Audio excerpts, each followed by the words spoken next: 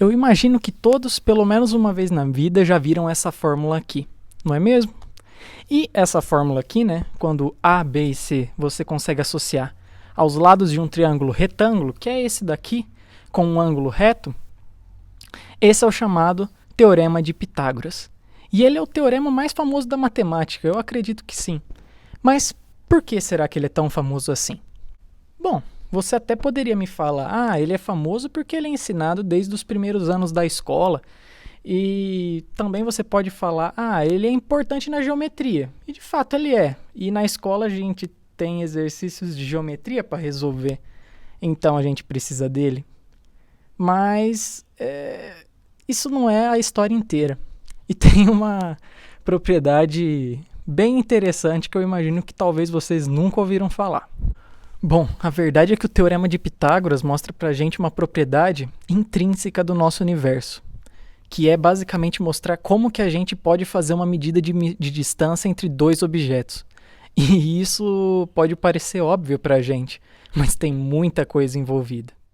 Vamos partir aqui agora do exemplo da superfície aqui da grama. Eu coloquei aqui uma fita métrica e uma régua aqui, uma perpendicular à outra, e a gente pode falar que as duas vão montar para a gente as coordenadas da superfície da grama. Se eu pegar aqui, por exemplo, duas pedras e colocar uma em cada ponto dos eixos, uma pedra eu coloquei a 15 centímetros abaixo, a outra eu coloquei a 20 centímetros à direita, é possível a gente fechar um triângulo retângulo com as pedras e a origem do sistema de coordenadas. Além disso, também é possível a gente descobrir qual é a distância entre elas, somente olhando os valores das coordenadas e utilizando o Teorema de Pitágoras. E a gente pode medir também, né, no caso, vocês podem ver, e ver que a gente de fato acertou a conta. Mas pode ser que a gente talvez não acredite muito bem nisso, às vezes o nosso problema não é a nossa precisão, né? Você vê que a régua, que a fita métrica ela acabou mexendo um pouquinho, mas tudo bem, vamos continuar aqui num outro exemplo pra gente.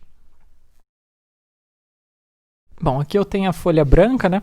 E eu posso pegar e fazer algumas medidas. Aqui primeiro eu tenho essas duas retas perpendiculares em si, né? Eu vou marcar aqui no eixo, que seria o eixo Y, né? O eixo vertical eu marco 3 centímetros. Você vê aqui eu marquei 3 centímetros. Aí a próxima coisa que eu vou fazer, eu vou marcar aqui 4 centímetros no eixo X, né, no eixo horizontal. Bom, se a gente pegar aqui no caso e traçar, né, do ponto 3, né, no eixo Y, do ponto 4 no eixo X, a gente chega, né, vocês vão ver, né, que eu vou medir e vai ficar bem claro que essa distância ela vai ser basicamente 5 centímetros. E o que de fato a gente chega de conclusão, né? Que de fato, né, 3 ao quadrado mais 4 ao quadrado vai ser igual a 5 ao quadrado, que é o Teorema de Pitágoras. Mas por que o Teorema de Pitágoras existe? Bom, essa pergunta está relacionada em como a gente enxerga coisas que são parecidas. Bom, isso matematicamente não tem sentido muito rigoroso, mas eu vou, pelo menos nessas palavras que eu disse, mas eu vou mostrar para vocês agora. Vamos imaginar esses dois triângulos aqui que eu vou colocar aqui na tela. Você pode falar, bom, eles são dois triângulos parecidos, não são? São. Em tese, eles parecem ser o mesmo. O que seria a diferença entre os dois? Bom, o tamanho entre eles. Nesse caso, a gente pode falar... Moto. Bom, eu imagino que a moto não vai mais passar, né? Mas enfim, vamos torcer para isso. Enfim... como a gente viu, esses dois triângulos eles são parecidos. E matematicamente, como só o tamanho deles estão mudando, a gente diz que esses dois triângulos eles são semelhantes. E essa definição matemática, a nomenclatura matemática, melhor dizendo, quando a gente associa esses dois triângulos. Mas assim, a maneira da gente falar que esses dois triângulos são semelhantes é basicamente perceber que cada um dos ângulos correspondentes entre eles vão ser os mesmos. Bom, para diferenciar esses dois triângulos, já que a gente tem um triângulo pequeno e um grande, a gente pode falar que o triângulo pequeno ele foi desenhado em uma menor escala do que o triângulo grande. E como a gente pode calcular essa escala? Bom, basta a gente ver quais são cada um dos lados correspondentes e fazer a razão entre esses lados. uma vez que a gente calcula essa razão entre esses lados, e essa razão ela tem que ser constante, né, no triângulo inteiro, porque a gente tem dois triângulos semelhantes, né, a gente acha qual que vai ser essa proporção entre eles. Agora, vamos pegar esse triângulo retângulo aqui que eu vou desenhar aqui na tela, e eu vou desenhar ele deitado. Se eu pegar aqui, no caso, o vértice do ângulo de 90 graus e traçar a altura dele, vocês vão ver, né, que a gente vai chegar em dois triângulos semelhantes a esse triângulo aqui que eu desenhei, né, o triângulo retângulo grande. E se a gente der o nome aqui, no caso dos lados, né, desses dois pés de M e N, né, desse triângulo retângulo, a gente consegue calcular qual que vai ser essas proporções, né, comparando com o triângulo retângulo grande. E a gente consegue chegar, nesse sentido, nessas duas equações aqui. Não é mesmo? A gente consegue chegar nelas. Se a gente notar e somar as duas, e lembrando que M mais N tem que ser igual ao lado C, né, que eu desenhei, a gente pegar essa equação resultante aqui e fazer o produto cruzado, a gente chega basicamente no Teorema de Pitágoras. E, meus amigos, a gente acabou de demonstrar esse teorema tão famoso. Bom, até aí muito bonito, não é mesmo? A gente conseguiu provar o Teorema de Pitágoras, a gente pode, beleza, terminar o vídeo, vamos embora para casa. Mas algumas perguntas do nosso universo a gente ainda não consegue resolver com isso.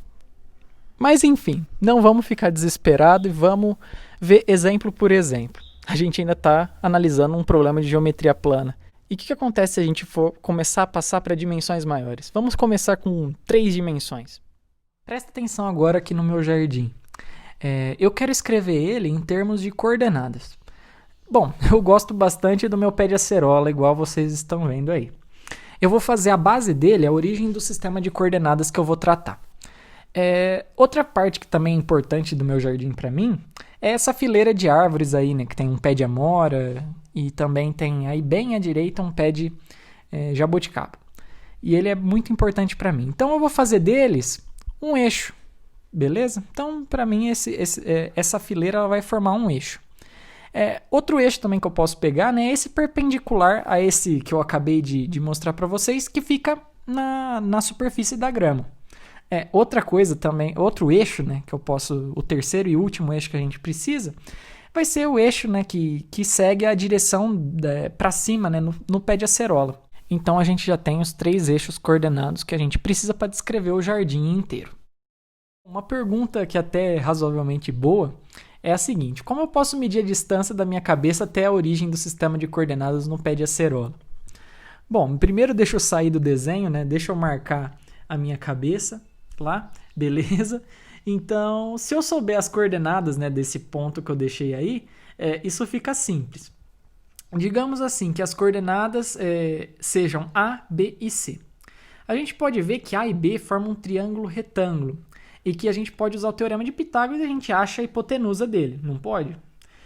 E com essa medida dessa hipotenusa que a gente acabou de achar, mais a altura da minha cabeça, a gente pode formar um outro triângulo retângulo. E essa hipotenusa dele vai ser basicamente a distância da minha cabeça até a origem do pé de acerola. E nota a expressão que forma.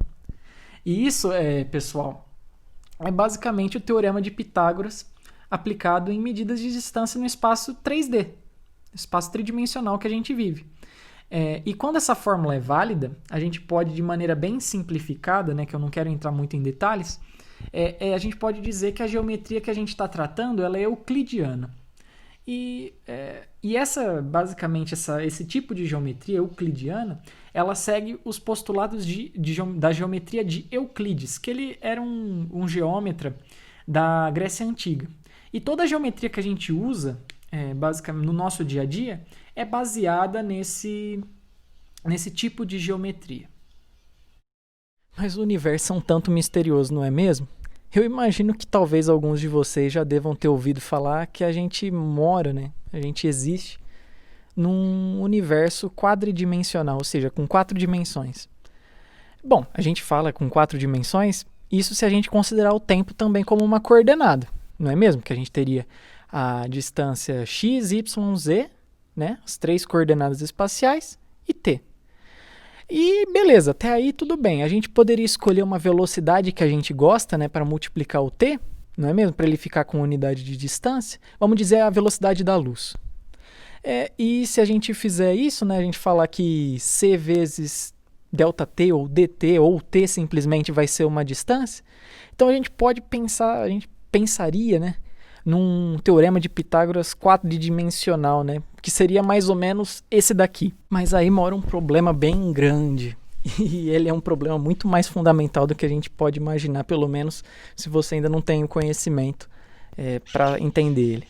Mas a ideia é a seguinte: em velocidades muito altas, ou seja, quando a gente está num contexto de velocidades próximas à velocidade da luz, e para quem já está mais habituado, em contextos já de relatividade especial de Einstein, medidas de tempo e medidas de distância espacial, por assim dizer, são coisas relativas, ou seja, elas vão depender de observador. E o que seria um observador? Bom, o observador a gente pode imaginar como sendo um sistema de coordenadas que está em movimento. No caso, vamos imaginar uma velocidade constante, né? Um observador, vamos chamar ele de inercial. Enfim, então cada observador vai enxergar essas medidas de distância e medida de tempo de maneira relativa. Só que Einstein, muito esperto, ele postulou, e que de fato a gente vê que acontece, que fisicamente todas as equações, todas as nossas previsões, elas têm que ser escritas de maneira que todos os observadores possíveis, eles podem e têm que concordar com a medida. Ou seja, a teoria física ela tem que descrever todas as medidas de todos os observadores possíveis. E, enfim, isso pode parecer que não tem nada a ver com o problema que a gente está tratando, né? Mas se a gente voltar aqui para esse teorema de Pitágoras 4D, aí mora um problemão.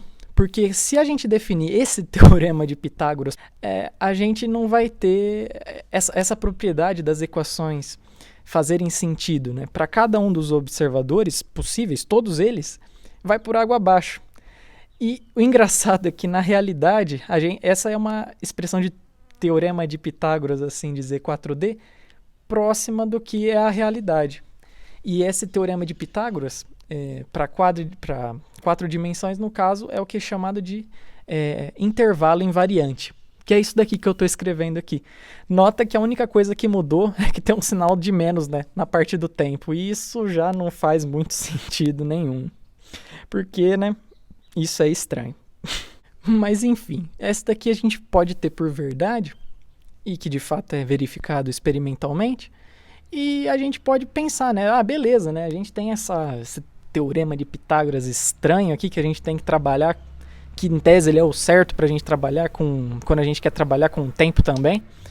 E o que a gente pode fazer?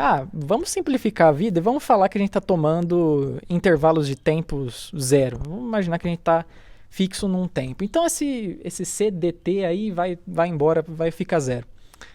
E a gente vê que o intervalo invariante ele é basicamente o teorema de Pitágoras que a gente tinha visto no caso de 3 dimensões. Não é mesmo? Então até aí a gente pode pensar que, beleza, então o teorema de Pitágoras é beleza para... Ele tem sentido físico quando a gente está trabalhando nessa geometria que a gente vive, pelo menos para velocidades baixas. Bom, mas enfim, né, a gente já vê de cara, né, com essa expressão que o universo que a gente vive ele já não vai ser mais um universo euclidiano. E a gente está preso numa geometria que não é euclidiana. Apesar da gente enxergar, né, a velocidades baixas, né, basicamente quando a gente não está nessas bizarrices já da relatividade, a gente está basicamente num sistema que vai ser euclidiano. E a gente consegue fazer essas medidas. Bom, mas isso que eu falei também vai ser sempre válido?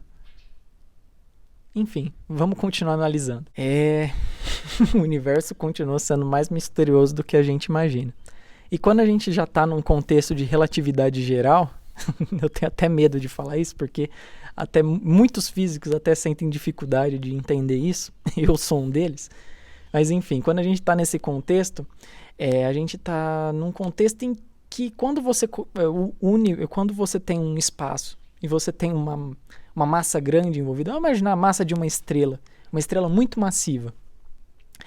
A relatividade geral nos diz que no caso de uma estrela esférica, enfim, eu não vou me atentar, mas vamos imaginar que a gente tem uma estrela esférica muito massiva. Aquele intervalo invariante que a gente tinha da relatividade restrita, que era bonitinho, ele vira isso daqui. Isso daqui mesmo.